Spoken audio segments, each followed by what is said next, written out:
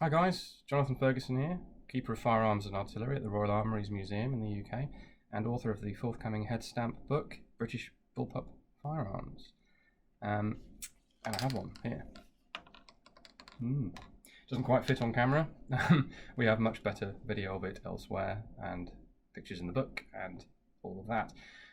What I just wanted to show you is a bit of a bonus for those of you that are pre-ordering this thing, is a specific technical feature of the gun that is pretty much unknown, mainly because it was glossed over heavily in the, well not heavily, but glossed over in the provisional manual of 1950. I don't know if the people that drew the diagram didn't quite know what they were looking at, or just didn't think it was that important for effectively the trials manual, kind of what it was. But I'm going to show you that in some detail, but I just wanted to first give you a bit of a look at this EM2, which is the same one that Ian ably covered in his video, which you're free to go and look up, as to how the thing operates in general terms, and he strips it down and has a proper look at it as well. This is serial number 3. It's probably my favourite because it's the first one I ever looked at when I started here over 10 years ago. It's the most complete of the early EM2s that we have. It's in pretty good condition. You'll see there's a little bit of the walnut veneer is missing here slightly, and it's been through the wars, as they all have, because they're all prototype, pre-production, trials, rebuilt, reassembled, refinished over and over again. So this one has been modified in various ways from when it would have been originally assembled, notably the handguard, which is of a revised type. This scoop here was not originally there. You'll see that in the drawings. This just went straight up to the gas plug, meaning to withdraw this gas plug you had to unscrew the handguard, take the handguard off, and take your gas plug out. They weren't quite thinking that one through just yet. One of the very early modifications was to give you access from the front without taking the handguard off.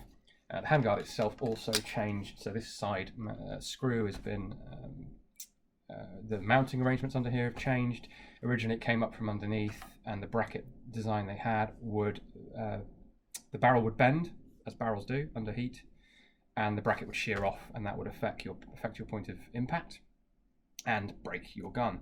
So they fixed that by this point. And the actual, this is not a rifle number 9, incidentally. This is in fact just an automatic rifle EM2. Rifle number 9 was a slightly different configuration.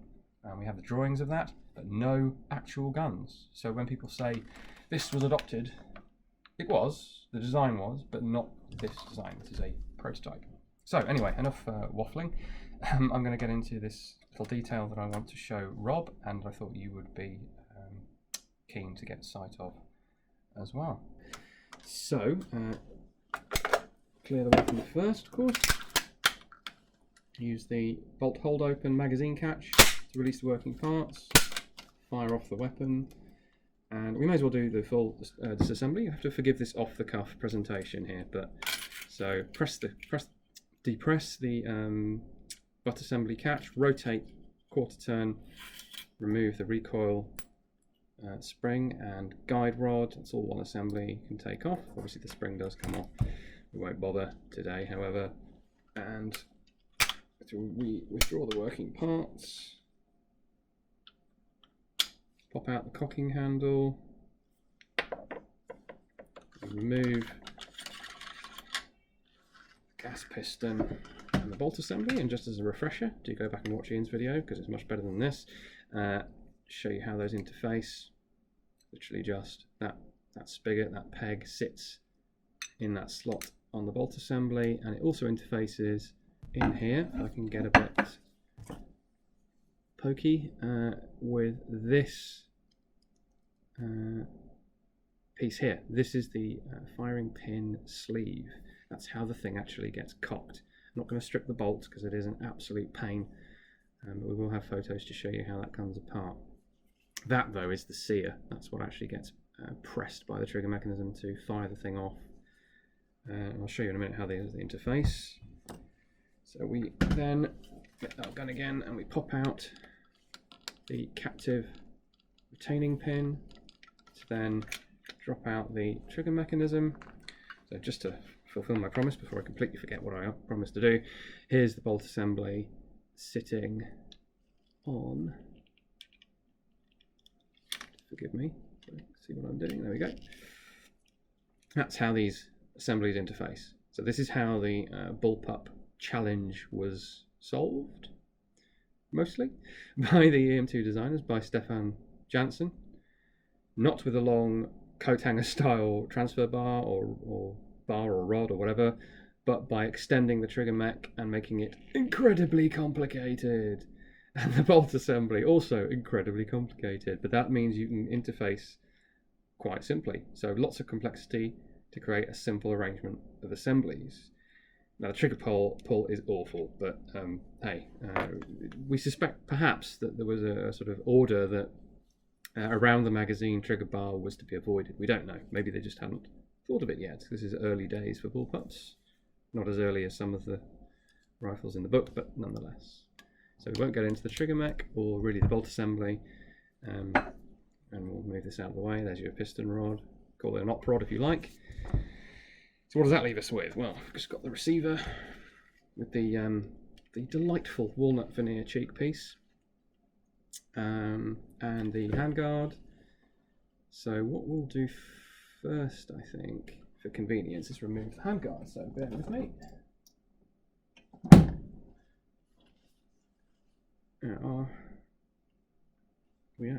Our workshop's shut at the moment, so I will use one of these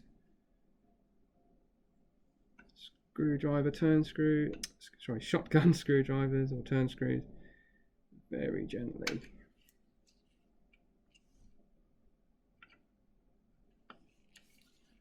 Right, do we have that out?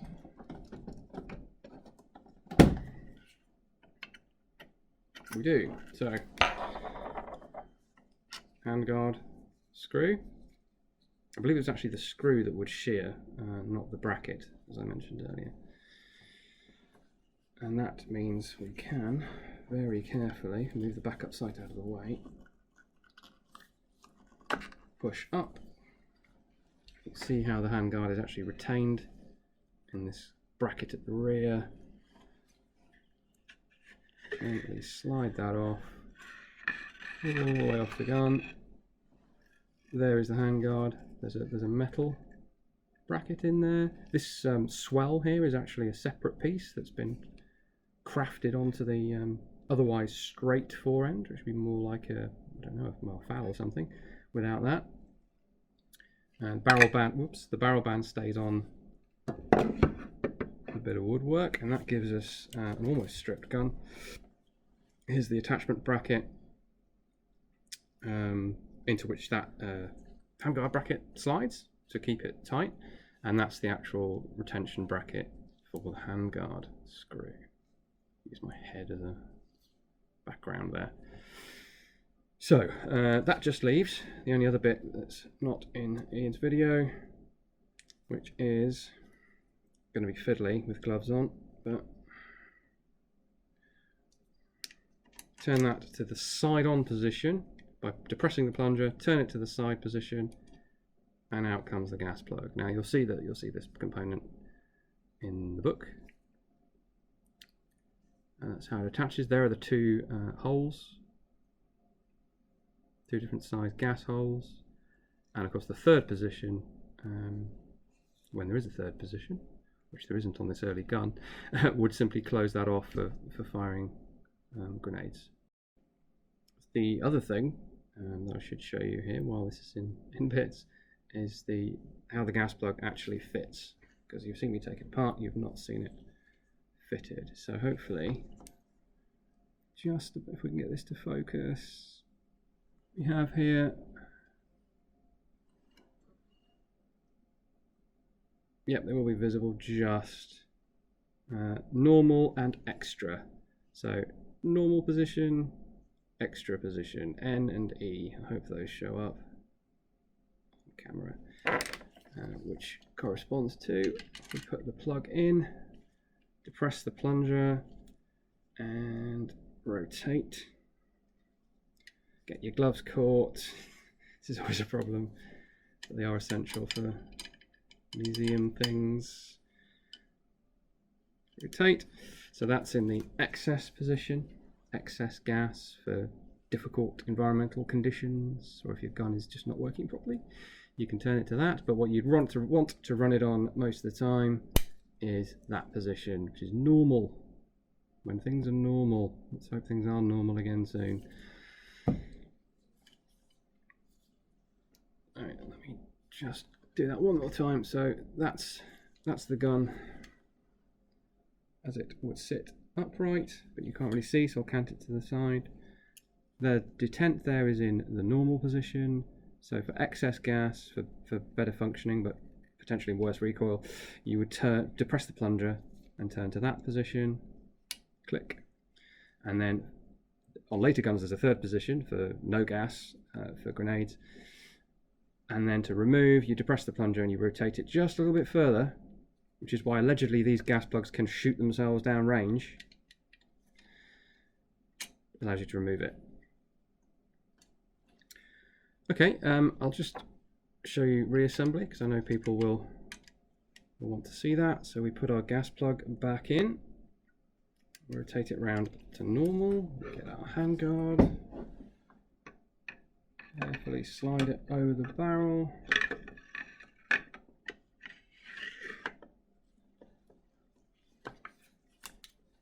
Trying to put this way you can see it, so you're not just watching me fumble.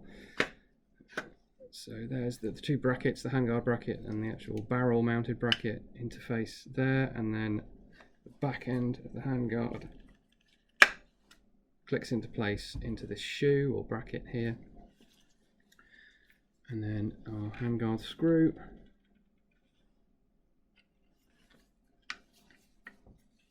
and then as before, without damaging the screw,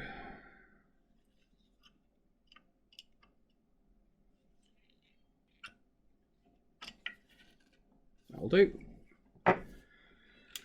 And we then need to fit our trigger group. While I'm at it, let me just very, very basically show you what's happening at the back there. So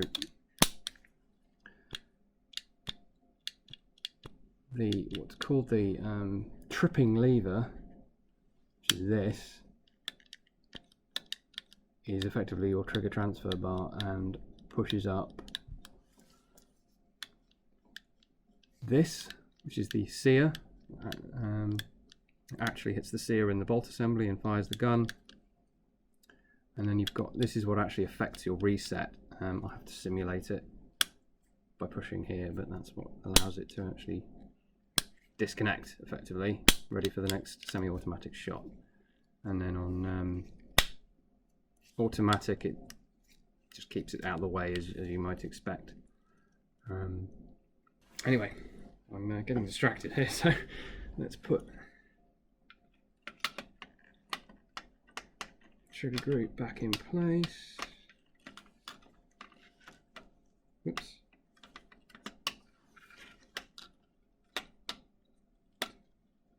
Guide that into the front, there we go.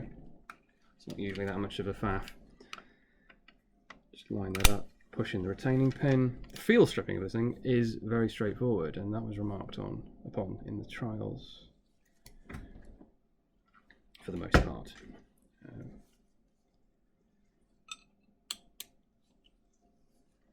Subjective obviously and depends upon training, but field stripping this is, hey, if a museum curator can do it, anyone can do it. Push that back in up to there. We get our cocking handle. Incidentally, these cocking handles, we don't know, well, I haven't seen the drawings, but we haven't seen what the original cocking handle looked like before it had this insulating material pressed onto each one, because before that they were bare metal and they were burning people's fingers, unsurprisingly, because they're attached directly to the piston head. So push that in, push it forwards, and then we have to activate the catch to allow the working parts to move forward, and then push them in the rest of the way. So our recoil spring and guide rod assembly, and we have to awkwardly dangle that in because we aren't doing this in an armourer approved fashion. our technical manager would be sighing at me at this point. And then you locate the lugs of the butt assembly in and click into place, and that's the catch that allows you to disassemble it all over again. This, on these early guns, was apparently too easily pressed, so it would accidentally knock the butt plate around and the whole gun would fall apart. These are the sort of teething problems you find with a prototype weapon design. And of course, the last thing you'd want to do, apart from putting your magazine on, is close up the dust cover, which makes this quite a nicely sealed and more reliable than you would think rifle. Spoiler alert, pretty much as reliable as the FN FAL in its equivalent prototype stages. Could even argue it was a bit better, but what it also was a lot more complex and more expensive. So, magazine on just to complete the gun, and there she is. What a beauty.